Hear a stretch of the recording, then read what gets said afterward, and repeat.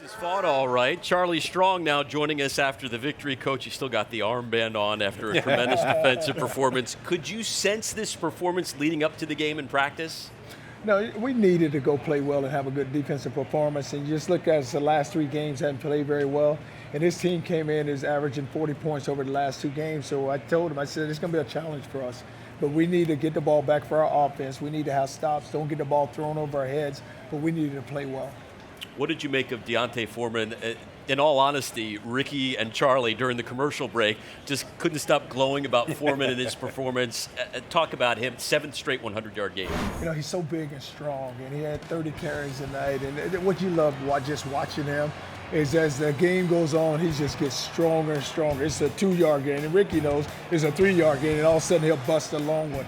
But he's fun to watch, and he's so powerful. That's what our offense, he is our offense, because when you look at our offense and you talk about, hey, you want a power game, and because it allows us, because he runs so well, it opens up the throwing game for Shane. When you talk about offense, defense, and special teams, was this your most complete game of the year? Well, you would like to have seen it where the first half we didn't play well on offense, but we were able to come alive in the third quarter, and I think we scored 21 points in the third quarter. So you'd like to see us from the start of the game to the finish of the game where all 3 phases are ticking. You said at the podium immediately after the game that even you were a little bit nervous going into the half, down 6-3. What was the atmosphere, the body language surrounding the players? I wasn't so much nervous about us I was just nervous about us really getting going. When is it going to happen? Because I know we're so explosive on offense. And then it's just, we get a drive going, then it'll be a penalty. We get a drive going, then it'll be another penalty. But I just wanted us to come back to second half on defense and play well. You look at it last week against Oklahoma, we go the big play before half, but then we don't come back to second half and finish. Is this one of those things where after a win at home against Iowa State, you're kind of cautiously optimistic, but you want to avoid the highs and the lows as now you get ready to hit the road again?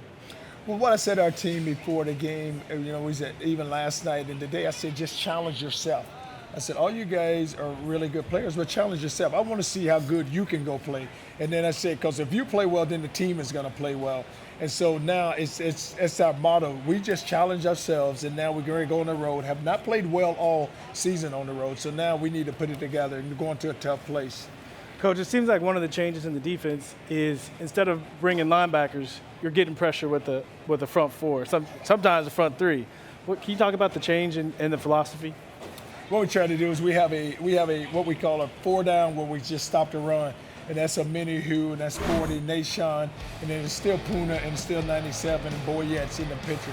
Then when I come back and I say I want to see my speed guys, then I go 44 and 32 on the outside. So I know I'm going to get pressure with those 2 guys because they're just going to get pressure. They're just going to rush.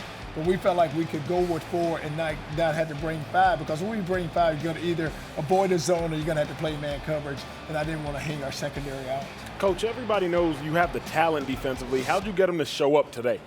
Well, that was, you look at an Iowa State team, and we hadn't played well. So I think there's more of them just hearing about how bad the defense is playing, that they wanted to show up and show everybody, okay, we're at home now, guys, we're at home. So let's just see if we're going to show up or what we're going to be about.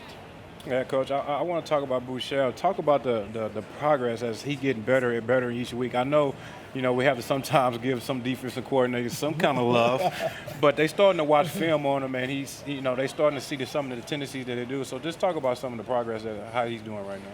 You know what, he does a great job of placing the ball. And but I always say, and I tell Shane this all the time, I said that your offensive line protects for you. Then you have the big running back who's able to open up the seams for you. And then you can throw that ball down the field. But I look at our wide receivers, and it's such a competitive position for us right now. Because when we look at it, okay, if Burton's not there, then there's number 8. Right.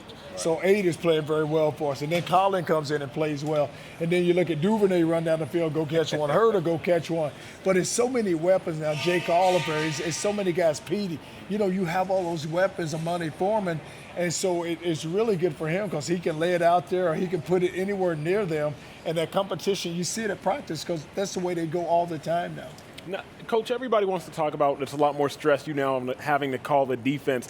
Are you having more fun? Because defense is your baby. Are you having more fun just doing what you do? I'm having so much fun because you get into a game now and even my defensive coaches, everybody's still talking. We're communicating on the headset.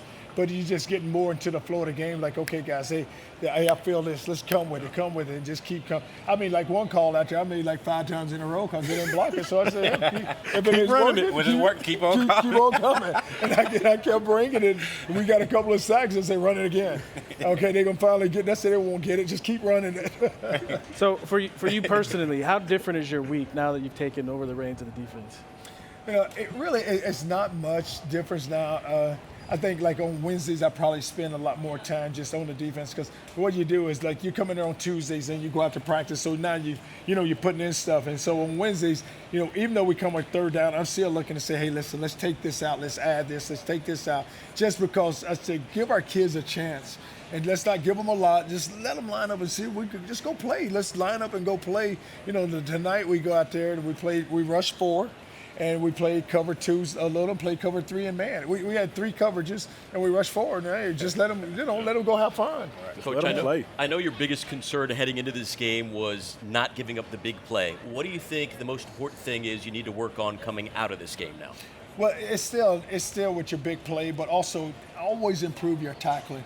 We missed some, but we didn't miss a lot. But you still can improve on tackling, and you still improve your fundamentals. I think we had 8 sacks. We probably missed 3 or 4. We could have had a double-digit sack night tonight. Hager comes through on 4th down at one time, Right. and he told me he tripped. I said, how can you trip? He said, Coach, he didn't fake me out. I said, it doesn't matter. You missed a sack. Right. He tripped in the right direction at least once. He got 1 sack, 1 of 8, the team's most since 2013. Congratulations, Coach, on the victory. Texas now 3-3 on the season.